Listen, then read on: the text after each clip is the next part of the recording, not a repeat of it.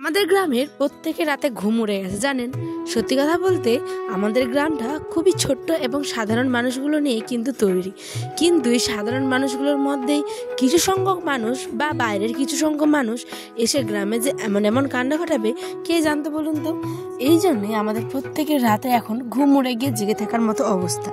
চলুন সমস্ত কিছু নিয়ে আজ একটা ছোট্ট ব্লগ নিয়ে আমি হাজির হয়েছি। পায়েল, কি অবস্থা আমার প্রিয় পরিবার? আশা করছি যে যেখান থেকে ব্লগখানা দেখছেন ভালো আছেন, সুস্থ আছেন। আমিও ভালো আছি, সুস্থ আছি। তাই তো নতুন গল্প নিয়ে সত্যি কথা বলতে একেবারে সকাল বেলায় শুরু করে দিয়েছি হচ্ছে আপনাদের সাথে গল্প করতে। এখন বাজে সকাল 5:30টার মতো। এখনই বেরিয়ে গেছিলাম হচ্ছে মাঠের দিকে হাঁটতে, যেহেতু মর্নিং ওয়াকটা শুরু করেছিলাম, মাঝখানে আবার কিছুদিনের জন্য বন্ধও করে দিয়েছিলাম। তাই আজ সকালেই ঘুম থেকে উঠে ঠান্ডা ঠান্ডা হাওয়া, মাঠের সবুজ প্রকৃতি আর পাখির ডাক শুনতে শুনতে মনটা মানলো না জানেন।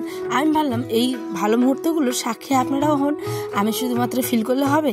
হাঁটতে হাঁটতে এতটাই ক্লান্ত হয়ে গেছিলাম যে এখন একটা খাটিয়ার মতো বানিয়েছে আমাদের গ্রামের লোকেরাই, যারা মাঠে কাজ করে তারা একটু জিরানোর জন্য। তাই আজকে ভাবলাম চলুন আমিও একটু জিরিয়ে নিই, আর জিরিয়ে নিতে নিতে আপনাদের সঙ্গে গল্পটুকুও শেয়ার করি।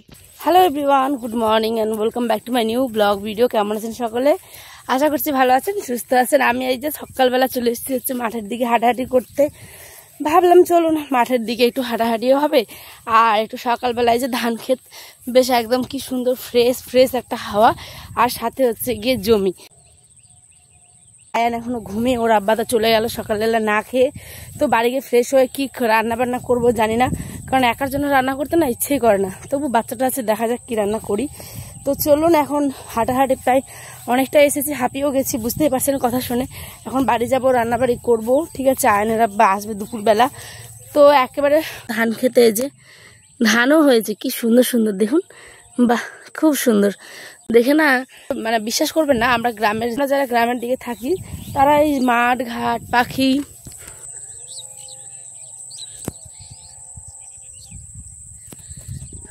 ভালোবাসি। সত্যি কথা বলতে একবার আপনারাও দেখ,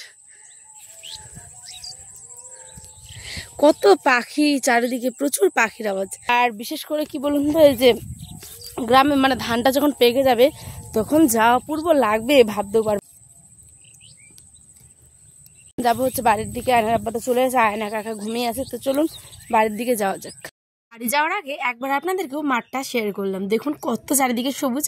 আর যখন ধানগুলো পাকবে তখন একেবারে পাকা হলুদ, কি সুন্দর সোনালি লাগবে না?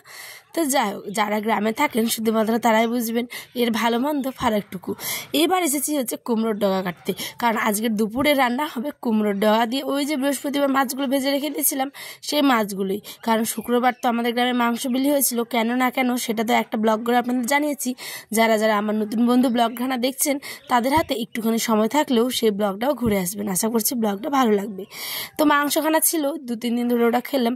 এবার মাছগুলোকে ভাবছি একটু কুমড়ো ডগা দিয়ে রান্না করবো। বাড়ির পাশে যেহেতু একটু কুমড়ো গাছ লাগিয়েছিল মা, মানে শাশুড়ি মা, তো সেই কারণেই আমাদের প্রত্যেকের কুমড়োর ডগা দিয়ে এখন মাছ খাওয়াটা দিন দিন বেড়েই চলেছে। তো ফ্রিজে এই যে মাছগুলো রেখেছিলাম, আর দেখুন আমার বড়মশাই মানে কর্তামশাই এত মাছ খেতে এত পরিমাণে পছন্দ করে যে ভাজাই কিন্তু একদিন একটুখানি খেয়ে রেখে দিয়েছিল, মানে অন্য প্লেটে অবশ্যই ভেঙে দিয়েছিলাম। তো ওইটা মাছও রেখে দিয়েছি ভালো করে। এখন সবগুলো মাছকে ভেজে এই যে কাঁকরোল আর আলু ভাজা করব। এটার নাম নাকি কাঁকরোল না, এটার নাম আমাদের গ্রামের ভাষায় বলে চটুল। আর কাঁকরোল নাকি হয় অনেক বড় বড়, মানে আলুর থেকেও বড়, মানে বড় বড় আলু 2-3টা মিলিয়ে যেরকম হয় ঠিক তেমনটা। তো আমি জানি না এক্স্যাক্টলি নামটা কি, আমি তো কাঁকরোল বলেই জানি। আপনাদের কোথায় কি বলে একটু কমেন্টে জানাবেন তো, তাহলে খুব ভালো লাগবে। এখন চলুন কুমড়ো ডাগাগুলো কেটে নিই। আর ধুকপুক করছে মনটা, কখন আবার বড়মশাই চলে আসবে। কারণ ওই যে বললাম সকালবেলা খেয়ে দিয়ে মানে যায়নি, আজকে একটু তাড়াহুড়ো ছিল দোকানের কাজের জন্য, আর আজ তো স্কুলও ছুটি, তো সেই কারণেই দুপুরবেলায় চলে আসবে দোকান থেকে। তো এখানে আমি কাঁকরোল আর পটলগুলো রেখে দিচ্ছি। পটলগুলো একদিনে রান্না করব না, অতগুলো তো 2টা লোক খেতে পারবো না। তো সেই কারণে কাঁকরোল আর আলুর একটু ভাজা, আর করব হচ্ছে কি ভাত। আর কেন বললাম বলুন তো, গ্রামের লোকের সমস্ত ঘুম উড়ে গেছে। আমাদের গ্রামে বেশ কিছুদিন যাবৎ দেখি যে চুরি হচ্ছে জানেন, মানে গরু ছাগল লোকের এইগুলোই, বিশেষ করে কোনো সোনা দানা না, কিন্তু শুধুমাত্র গরু আর ছাগল। জানি না আমাদের গ্রামের লোক করে কিংবা পাশের গ্রামের লোক, কেমন করে বলবো বলুন তো। সেই কারণে গ্রামে একটা সেই হুলুস তুলুস কাণ্ড। আর গ্রাম তো, এটা তো শহর না যে বড় অনেক একটা জায়গা নিয়ে হবে। গ্রামে তো ছোটোখাটো পাড়াগুলো নিয়ে একটা গ্রাম তৈরি হয়, তাই না? তো আমাদেরও ঠিক তেমনই নর্মাল একটা গ্রাম। হ্যাঁ, তো সমস্ত সাধারণ মানুষগুলোই থাকে, কিন্তু তারপরেও এখন বলা যাবে না যে গ্রামের লোক করছে কিংবা বাইরের লোক কোত্থেকে এসে। দেখি যে সকালের মানে সবাই হুলুস তুলুস কাণ্ড, একেবারে গরু হারিয়ে গেছে, কারো ছাগল হারিয়ে গেছে। তো এরকম একটা ভয়াবহ অবস্থা। সেই কারণেই কি বলবো, ঘুমটা একদম আর রাত্রে আসছে না, টেনশনে একটা। যাই হোক, রান্নাবান্না আমার এখানে প্রায় কমপ্লিট। আয়নার আব্বাকে দিয়ে দিলাম খেতে, হয়েছে বরমাসা এখন খাচ্ছে। আর এখানে আয়নার আব্বা এসেছিল হচ্ছে কি লাচ্চা, মানে সময় 2 ধরনের, তো ওগুলোকেও একটু ঢেলে রেখে দিলাম বয়ামে। ওয়েদারটা দেখুন মেঘলা মেঘলা পুরো। আমার সমস্ত কাজ ধোয়া মুছা আয়নার আব্বা খেয়ে দিয়ে কমপ্লিট করে দিয়েছে। আমার ধোয়া মুছা, বারান্দার সমস্ত কাজ, ঘরের একদম মাজা ঘষা কিন্তু কমপ্লিট। চলুন এবার উঠানটাকে আমি ঝাড় দিই। উঠানটা ঝাড় দিলেই বড্ড ক্লান্ত হয়ে গেছে জানেন।